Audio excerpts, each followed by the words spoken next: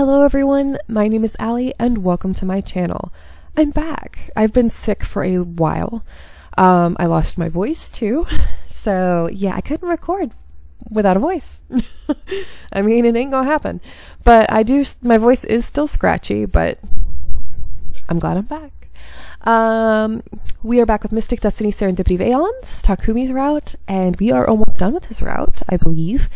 And it's crazy to think we'll be starting the last route, which is Hikaru's, after this. Ooh, I can't wait to do Hikaru's. I head inside. Jinsol sits flipping through a case file, swathed in the evening light pouring in through the window. He looks so much like a proper detective. His feeling is so different from Takumi, though.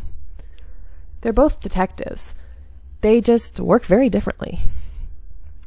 He looks up when he sees us, and smiles as we sit down.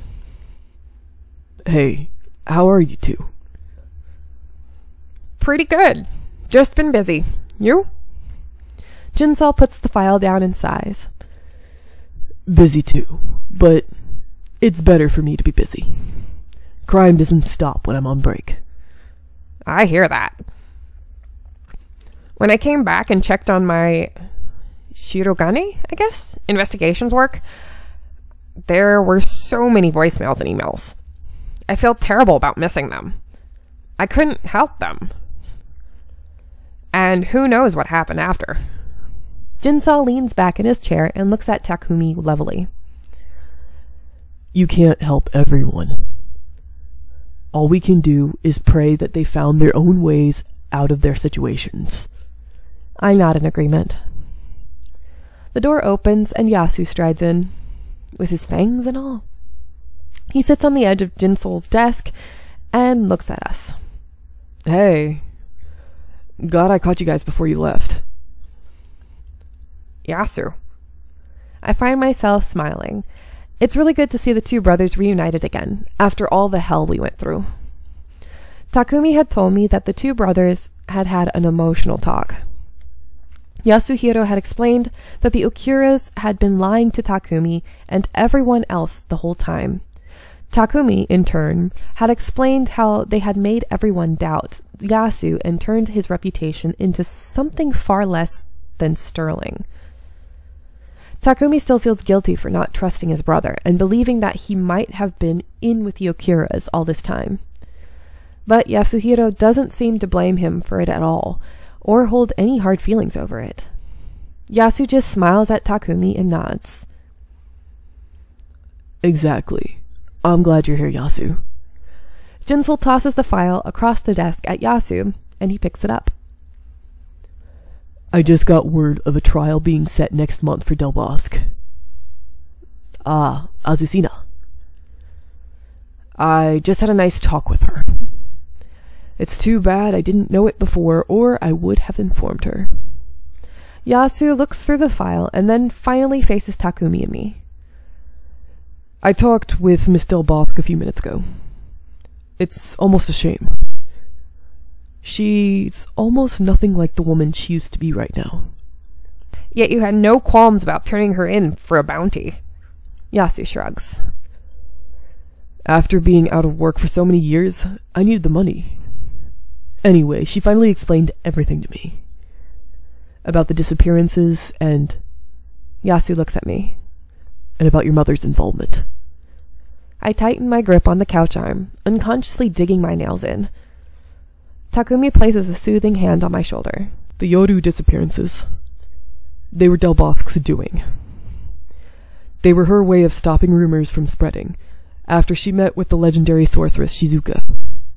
Del Bosque was looking for a way for her lover, the leader of the Okura Mafia, Kenzo Okura, to live forever. Since Azucena is a demon and Kenzo is a human, she probably feared him dying far before her. Shizuka must have somehow gotten wind of it because she came to her with an offer. Interesting. Yasuhiro's saying this. I can give you what you seek. The Arum Anima? Whatever that is. A powerful artifact that can prolong life far beyond a human's natural lifespan. All you need to do is bring me the Chronos. I guess that's the word. The Chronos is a long-lost artifact from the demon world. Only Azucena and her family knew the location of it. It is said to be imbued with chaos, but that was all that was known of it. I can only guess Shizuka already knew that Del Bosque knew its location. Del Bosque agreed to the trade-off, but rumors spread throughout the Akira Mafia and Yoru that Del Bosque would be acquiring a fearsome death magic item, and mutiny seemed certain. So Del Bosque murdered them all. Even innocent family members, just to keep them quiet. The two eventually met again. I've brought the artifact you need. Do you have the Arum Anima? I do. However, I will need to examine the Chronos before I give it to you. And why should I let you do that? Trade me the Arum Anima first. You came to me looking for the trade, after all. I am not here to play games. You know precisely who I am and my abilities. And I know who you are and how mafias handle deals. Let me examine the Chronos first, or the deal is off. However, Del Bosque's artifact had already lost its power. The chaos inside it had been moved. So Shizuka cancelled the deal and refused Del Bosque the Arum Anima, saying that the Chronos now was useless. Even Azucena Del Bosque could do nothing against a legendary sorceress, so she has no choice but to watch her leave. And that was the last time she saw Shizuka. A silence follows Yasu's explanation as I try to process what it was said. But then a question appears in my mind, and I look at Yasu. Why did so many people fear the Arum Anima? Was it just superstition? Yasu shakes his head. I'm afraid I don't know the answer to that one for certain. But I do know death magic has a terrifying connotation for supernaturals. I don't know what to think of Shizuka at all. But she couldn't have been a good person. Did Azucena say anything about where Shizuka might be? No, I'm sorry. She doesn't know anything. She suggested that if the sorceress didn't want to be found, she wouldn't. How did she contact her in the first place, then? Doesn't she know anything? Takumi sounds as frustrated as I feel. I believe it was the sorceress who came to her. Sorry that I couldn't tell you more, guys. I shake my head and smile. No, it's all right. This is plenty. And you finally solved the mystery. Congratulations. Yasu sighs, then chuckles. Yeah, thanks. The credit won't go to me since I am not part of the SSU anymore. But my buddy Jinsol here will be able to get it, so I'm not too bitter about it. Why aren't you working for the SSU anymore? There's way too much discrimination against vampires around here. I don't think I can go back, even if I wanted to. Ah, I see. I look down at my hands. That could have been Takumi's fate if I had been too late, or if I did a single thing wrong. No matter if it's the human world or supernatural, I guess people will always find a reason to hate. I wish I had been able to save you too, Yasu. I whisper. Yasu laughs, a gentle light sound that makes me look up. Hey kiddo, don't look so down. It's not all bad. Life's changed, sure, but at least now I won't be stuck having to write a bunch of reports for any criminal I catch. Jinsol chuckles. That's perfect then. You always did complain about the price of being the top case closer. I'm not sure if he's just trying to put a brave face on, or if he really means it, but I try my best to smile back at Yasu. So, what are you going to do now, then? Well, I got so much money after taking in Azucena that I think I can start my own business. Thinking about becoming a bounty hunter full-time.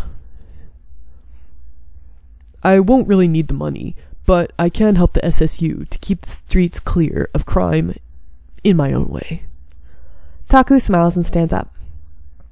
Sounds like a cool idea, bro. I look forward to it. He pats Yasu on the arm. Thanks. The best thing is Mom and Dad got the credit for the superintendent corruption case. It looks like they'll be promoted soon. Seriously? That's awesome! Yeah, it is. I stand up too. And good luck with what you want to do, Yasu. Thanks again to both of you. Just doing my job. Ow, I just hit my nose on the microphone. But it was a pleasure to work with you all. Hey, if you guys keep doing the investigation thing, maybe we'll be able to work together sometime. Even though, I gotta say, it almost gives me a heart attack thinking about my baby bro out there fighting. Yasu laughs. Yeah, I know. You're an adult now. I get it. I'll try to keep it to myself.